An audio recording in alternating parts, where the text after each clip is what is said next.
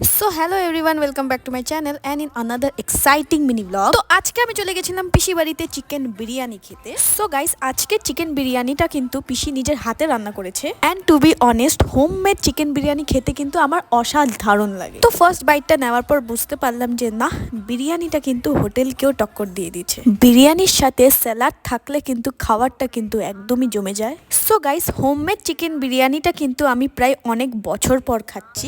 বাইরের বিরিয়ানি থেকে কিন্তু হোমমেড চিকেন বিরিয়ানি একদম বেটার, কারণ এটাতে কোনো জার্মসও থাকে না অ্যান্ড এই খাবারটা কিন্তু খুবই হেলদি। আমি কিন্তু এক একটা বাইটের এক একটা টেস্ট পাচ্ছিলাম অ্যান্ড আজকের চিকেন বিরিয়ানিটা খুবই অসাধারণ ছিল।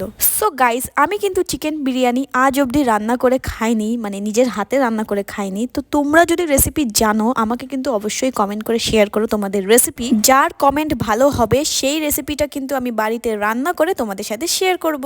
Bye guys.